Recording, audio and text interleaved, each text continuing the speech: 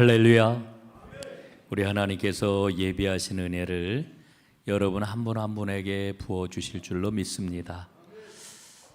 오늘 저는 설교 본문을 보면서 현대인의 독백이 이 안에 담겨 있겠다 하는 생각을 가지고 현대인의 독백을 한번 준비를 해봤습니다. 하나님, 오늘 분위기가 왜 이렇게 무겁습니까? 마치 법정에 선 것처럼 저 산과들을 증인으로 세우시고 저에게 따져 물으시니 제가 몸둘 바를 모르겠습니다. 하나님은 말씀을 하시지요. 내가 너를 괴롭게 한 적이 있느냐? 내가 너에게 짐이 된 적이 있느냐? 오히려 나는 너를 인생의 위기에서 건져주었고 내가 힘들 때마다 돕지 않았느냐? 그런데 너는 왜 나를 잊은 것처럼 행동하느냐? 예, 하나님, 솔직히 할 말이 없습니다.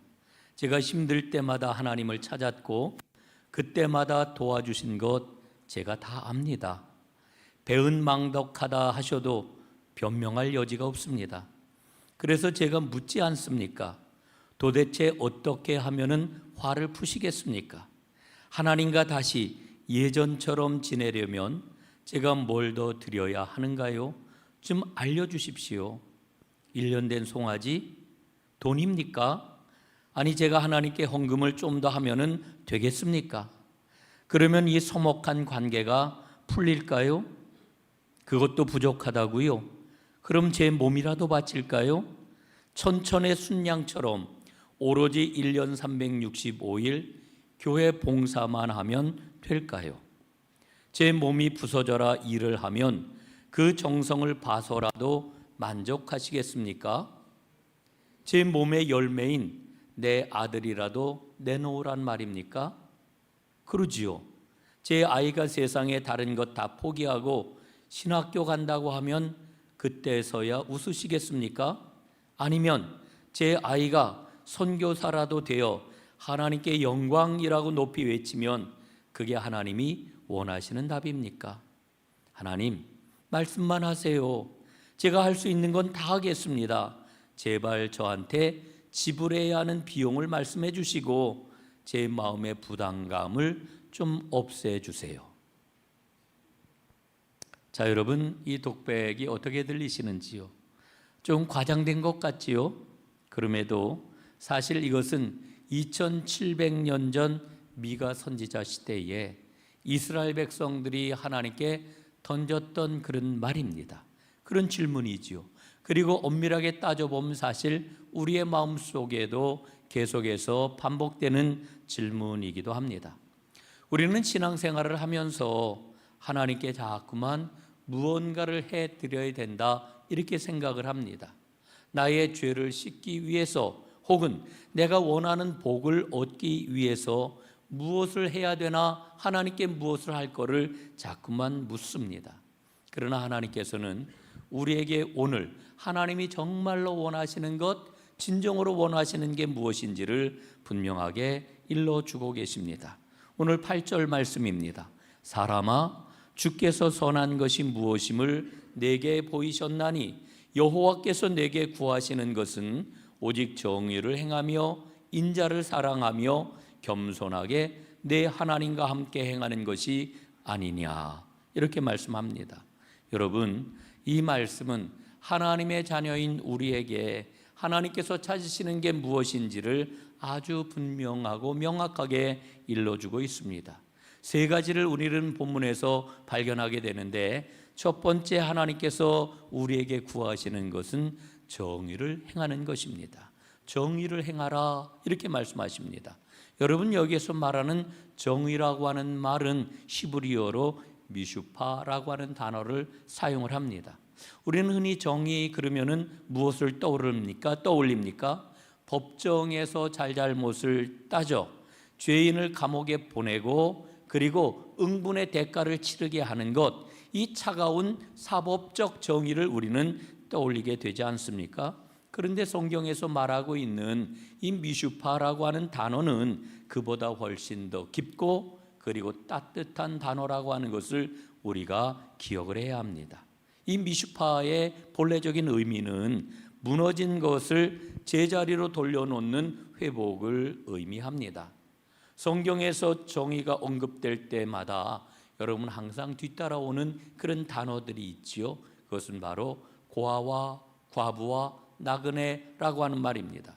여러분이 고아와 과부와 나그네는 고대 사회에서 힘이 없는 사람입니다.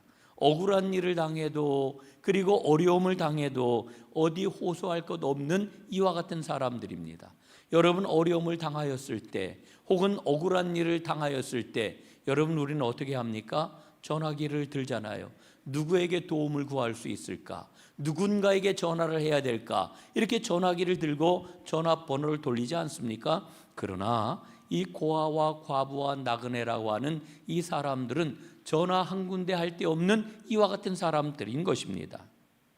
이들은 사회의 안전망에서 완전히 비껴나간 사람들이죠. 그런데 그들을 다시 공동체 안으로 안전하게 돌려놓는 것, 그래서 그들도 공동체 안에서 살아갈 수 있도록 해주는 것, 그게 바로 하나님께서 말씀하시는 정의라고 하는 것입니다.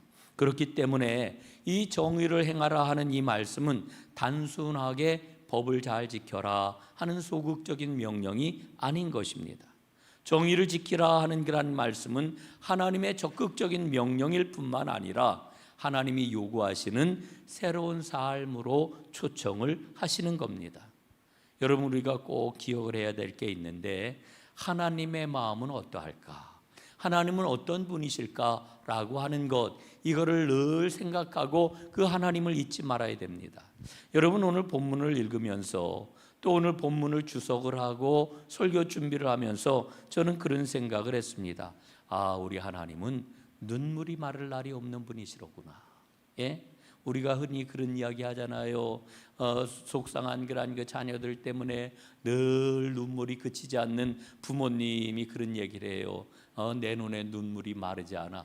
눈이 짓물렀다 이런 이야기를 하는데 우리 하나님은 정말 눈이 짓무르신 이와 같은 분이 아닐까 하는 생각을 합니다. 여러분 오늘 하나님이 말씀을 하셔요. 내 눈물이 고인 곳에 너희의 눈길을 두어라. 이게 하나님이 우리에게 원하시는 것입니다. 여러분 우리는 흔히 그렇게 이야기하지 않습니까? 나는 정직하게 살고 있어. 난 정직한 사람이야. 나는 다른 사람에게 피해를 주지 않고 있어. 이렇게 이야기를 합니다. 여러분 그것 자체만 보아도 참 훌륭한 삶을 사는 겁니다. 꽤 괜찮은 삶을 사는 거라고 이렇게 이야기할 수 있습니다. 그런데 여러분 하나님께서는 그것을 뛰어넘어서 아프고 힘든 이웃을 보라는 거예요. 억울한 이웃과 소외된 사람들이 있다는 것을 기억하라는 거예요. 그래서 그들에게 따뜻한 마음을 펼치라는 거예요. 이게 바로 하나님이 원하시는 정의라고 이렇게 말씀을 해주고 있는 거지요. 그래서 정의는 무너진 것을 회복시키는 것이다. 이렇게 말씀을 해주고 있는 것입니다. 사랑하는 여러분, 하나님께서는 나 혼자 잘 사는 삶을 칭찬하시지 않습니다. 이웃의 눈물을 닦아주는 그 삶을 기뻐하고 칭찬하십니다. 이런 삶을 살아가게 될 때에 수천 마리의 양을 잡아 하나님께 번제로 드리는 그 냄새보다 하나님을 더 기쁘시게 하는 향기가 될 수 있다. 이렇게 말씀을 해주고 있는 겁니다. 두 번째로 하나님이 원하시는 게 뭐냐? 인자를 사랑하는 겁니다. 인자를 사랑하는 것. 여러분 여기에서 인자라고 하는 말은 시브리 말로 헤세드라고 하는 단어를 사용을 합니다. 이 헤세드라고 하는 말 속에는 변함없는 사랑, 자비, 친절이라고 하는 뜻이 담겨 있습니다. 여러분 정의를 말하게 되면은 아주 민감한 분들은 이런 의문을 갖게 되지요.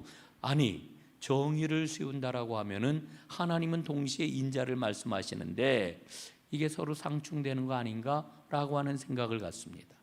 정말 그런 것 같아요. 정의를 세우다 보면은 인자는 어디론가 사라져버리고 말겠다라고 하는 생각을 갖는데 사실은 정의와 인자는 따로따로 떨어지는 게 아닙니다. 정의와 인자가 만나는 장면을 가장 잘 보여주는 유명한 이야기가 있습니다. 1930년대 전 세계적으로 대공황이 찾아왔지요. 특별히 미국 사회는 이 대공황의 여파로 굉장히 힘들고 어려운 그런 그 삶을 살았는데, 그때 미국의 뉴욕 시장이었던 피오렐로 라과디아라고 하는 시장이 있었습니다. 이분이 굉장히 유명한 사람입니다. 얼마만큼 유명하냐 하면은 지금도 뉴욕에 가면은 공항이 3개가 있는데 그 중에 공항 한 개의 이름이 바로 이 시장의 이름을 따서 라과디아 공항이라고 이름을 붙였습니다. 굉장히 많은 사람들에게 기억이 되는 분이지요. 그런데 이 라과디아 시장이 사실은 처음에는 뉴욕 지방 법원의 판사였습니다. 원래는 판사였던 분입니다. 어느 날 이 라과디아 판사의 법정에 빵 한 덩어리를 훔친 노인이 들어오게 되었습니다. 상황을 다 들어보니까 이 노인이 너무너무 배가 고파가지고 그만 남의 빵가게에서 빵을 하나 훔치다가 현장에서 잡힌 겁니다. 그 노인이 용서를 구해요. 내가 정말 너무 배가 고파가지고 내가 원하지 않았는데 나도 모르게 그만 빵을 한 덩이를 훔치고 말았습니다. 용서해 주십시오. 그러자 라과디아 판사는 엄중하게 이렇게 이야기를 합니다. 법은 법입니다. 당신에게 $10의 벌금형을 선고합니다. 라과디아 판사는 정의를 구현한 거죠. 정의를 구현해야 되지요. 여러분, 이거 만약에 정의를 구현하지 않고 그냥 넘어가면 되겠습니까? 정의를 구현하는 게 너무나 당연한 일입니다. 그런데 노인에게는 돈이 없었습니다. 한 푼도 없었습니다. 돈 한 푼 없는 이 노인은 망연자실해 가지고 자리에 앉지도 못하고 그냥 서 있는 것입니다. 그때 라과디아 판사는 자기 지갑에서 $10를 꺼냈습니다. 그리고 벌금을 대신 냈습니다. 그리고는 거기에서 그치지 아니하고 법정에 방청객들이 앉아 있었는데 방청객들에게 이렇게 이야기를 합니다. 이 노인이 빵을 훔쳐야 할 만큼 우리 도시를 삭막하게 방치한 죄가 우리에게 있습니다. 그래서 저와 여기 계신 시민 여러분에게도 그 죄를 물어 50센트의 벌금을 선고합니다. 50센트. 그리고 모자를 돌렸어요. 자리에 있던 그 사람들이 전부 주머니에서 50센트를 꺼내, 어떤 사람은 $1를 꺼내 거기에다가 돈을 다 넣었지요. 모아진 돈을 보니까 이 노인이 하루치 빵값보다도 훨씬 많은 돈이 모였습니다. 노인은 눈물을 흘리면서 빵을 사들고 돌아갔다고 그럽니다. 여러분, 이게 헤세드예요. 이게 자비입니다. 이게 인자입니다. 하나님은 우리에게 정의를 요구하시지만 그러나 우리가 차가운 율법주의자가 되기를 원치 않으시는 거지요. 우리는 흔히 사람들에게 이렇게 얘기를 해요. 아니, 그거밖에 못해? 이걸 일이라고 해놓은 거야? 우리는 이렇게 평가하고 판단하고 정죄를 합니다. 그러나 여러분, 하나님이 우리에게 정말로 원하시는 것은 얼마나 힘들었어. 마음이 정말로 힘들었겠네. 응? 괜찮아, 내가 옆에 있으니까 우리 다시 한번 해보자고. 하나님이 우리에게 원하시는 것은 바로 이와 같은 모습입니다. 빵 하나를 사들고 함께 나누어 먹는 따뜻한 마음, 이게 바로 헤세드라고 하는 것이지요.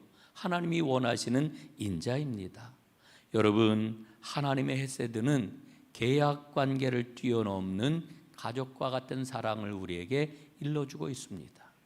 사랑하는 여러분, 우리가 그리스도인으로 이 땅에서 살아가면서 우리에게는 우리가 살아가는 범위에 그러한 그 삶의 자리가 있습니다. 가족이라든지 직장이라든지 아니면 학교라든지 아니면 우리가 만나는 어떤 인간관계라든지, 여러분, 그 범위 안에서 우리는 과연 어떠한 삶의 모습을 보이고 있는지요.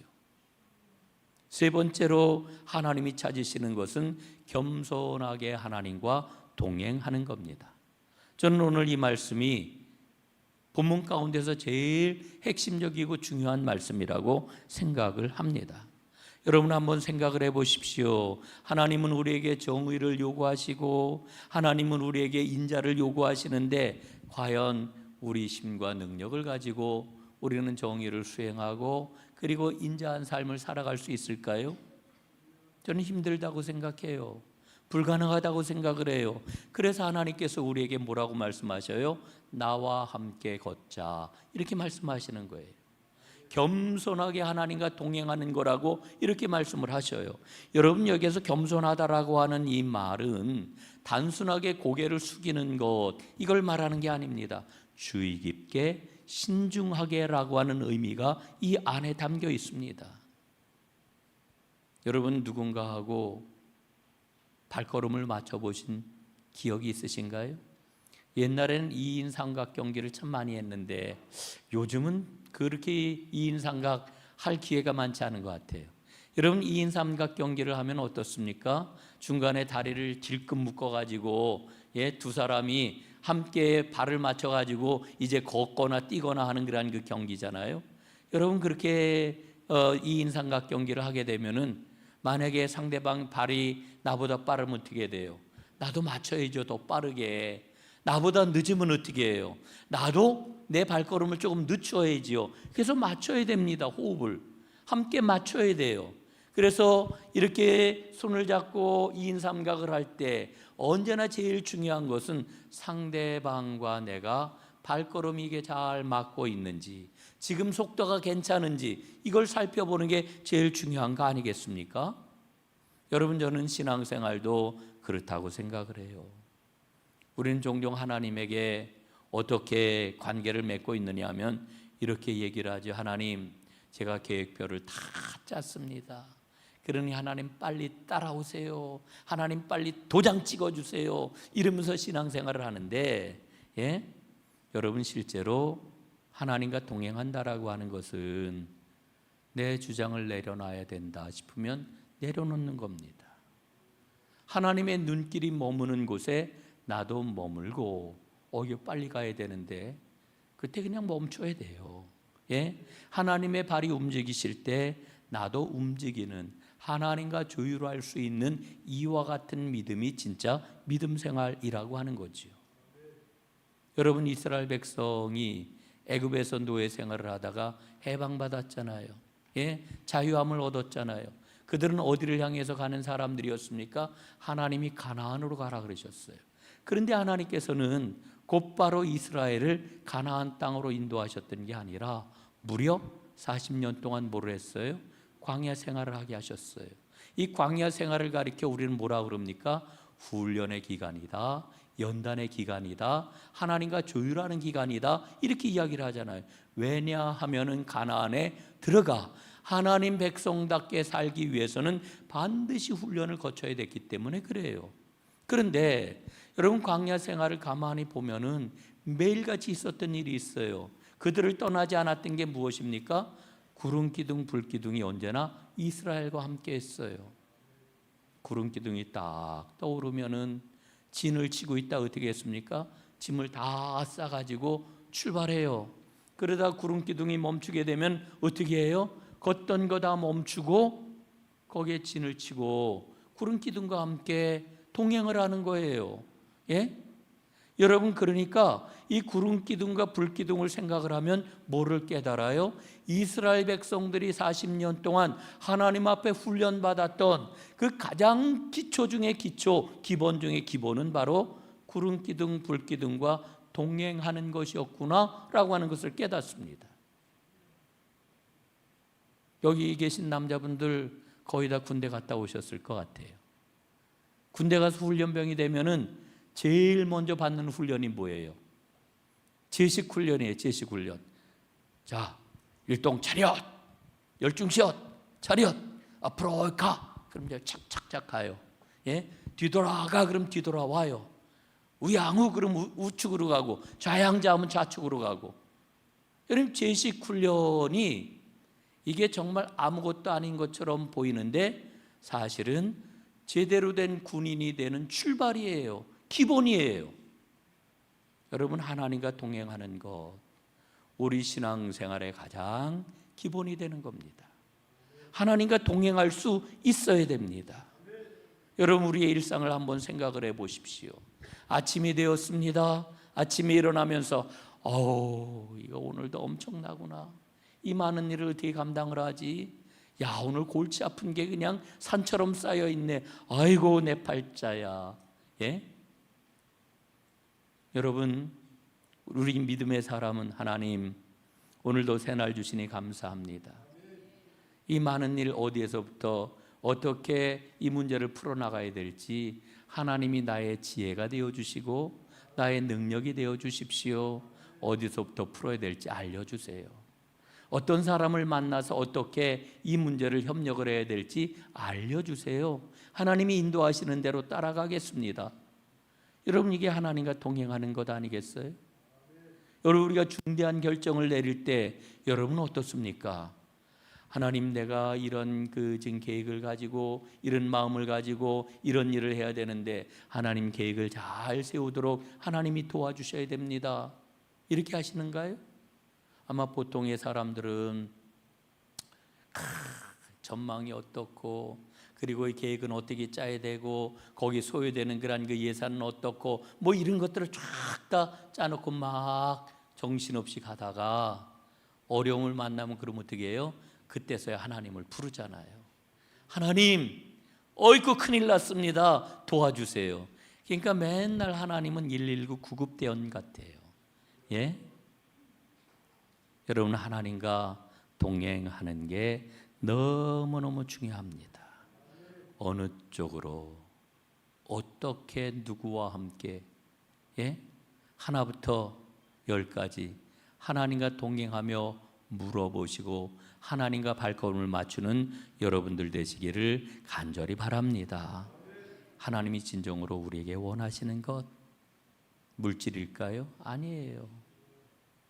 전적인 헌신일까요? 미안하지만 그것도 아니에요. 하나님이 정말로 우리에게 원하시는 것은 동행하시는 거예요. 하나님의 마음을 꼭 헤아리셔야 됩니다.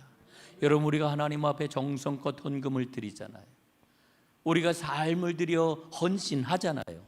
여러분, 우리의 헌금과 우리의 헌신에는 반드시 담겨야 될 게 있어요. 그게 뭐냐? 첫째, 내 삶의 자리에서 드리는 정의의 실천이 담겨 있어야 됩니다. 두 번째, 내 삶에서 나누는 따뜻한 사랑이 그 안에 담겨 있어야 됩니다. 셋째, 겸손하게 주님과 동행하는 삶의 고백과 표현이 담겨 있어야 됩니다. 그래야 하나님이 기뻐 받으시는 거예요. 그게 없으면 소용이 없어요. 하나님이 찾으시는 것은 바로 그와 같은 것이다. 여러분의 가정과 일터에서 정의를 실천하고 사랑을 베푸세요. 그리고 주님과 겸손하게 손잡고 길을 걷는 동행의 기쁨을 회복하세요. 오늘 우리가 예배를 마치고 나아갈 때 그 믿음을 단단하게 부여잡고 주님과 함께 발걸음을 옮긴다면 여러분이 행하는 그 모든 일은 하나님이 받으시는 아름다운 예배가 될 것이고 행하는 일마다 하나님이 여러분을 높여주시고 빛나게 하시는 풍성한 복의 주인공 되게 하실 줄로 믿습니다. 이 은혜가 여러분 모두에게 함께 하시기를 간절히 바랍니다.